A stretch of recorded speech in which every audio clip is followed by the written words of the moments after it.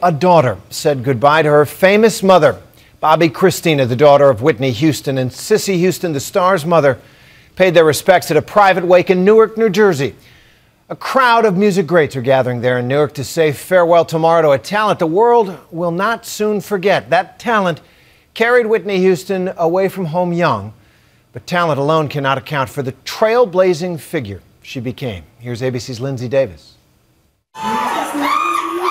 It's fitting that the last song Whitney Houston performed on stage just last Thursday would be Jesus Loves Me. After all, Whitney Houston was a product of the gospel tradition.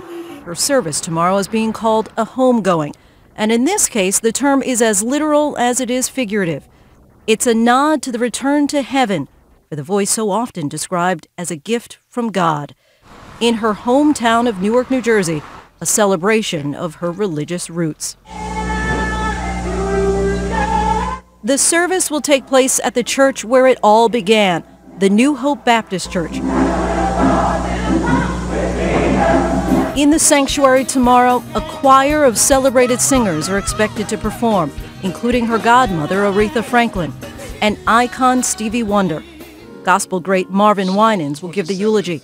Houston's longtime producer and mentor Clive Davis is also slated to speak. Among the 1,500 invited guests, Oprah Winfrey, Mariah Carey, and Alicia Keys. They're all expected to be part of this celebration of the life of an extraordinary woman who touched so many lives. For me and many other women of color, she was a woman who broke barriers and an inspiration. Whitney really transcended race. You didn't really think of her as a black singer. You just thought of her as Whitney. One mourner tomorrow was there when Houston broke one of those barriers. 2 decades after starring opposite Houston in The Bodyguard, Kevin Costner is again expected to play a leading role. So have you ever liked anybody? It was Costner who played a pivotal role in Houston's leap from the pop charts to the big screen with the movie The Bodyguard, a movie that boosted her wattage as a megastar. I remember Whitney before she was in the movie, and I just looked at her and I said, oh man, this girl really, she just really has it. In a 2002 interview with Diane Sawyer, she described just how fearful she was to do it. You said you were scared to death on The Bodyguard. Scared to death. Terribly frightened. I mean, Kevin Costner. I said, why me? He said, because you're the only one that can sing. Houston's film debut was a mega hit, making over $400 million. It not only featured that iconic love ballad,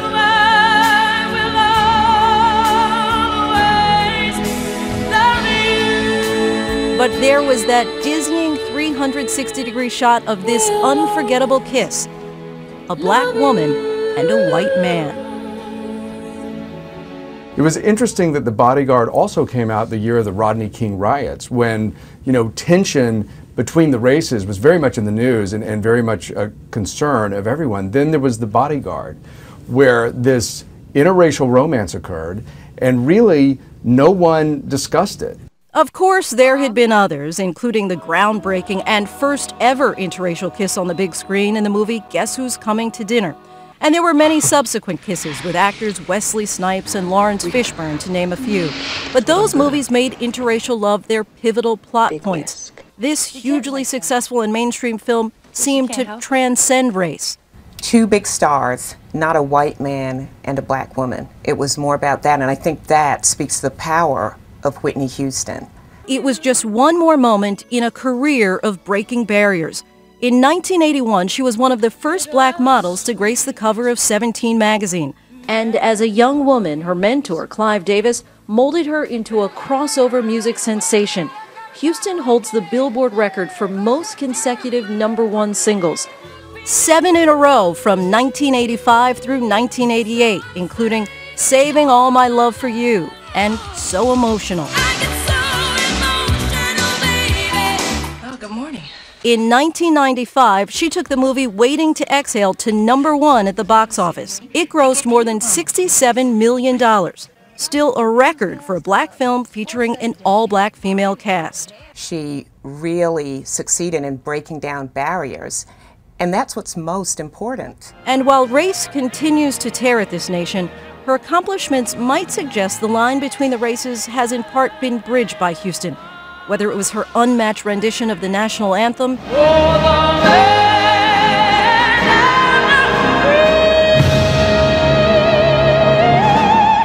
or this searing and soaring single note that this week seems to define a lifetime.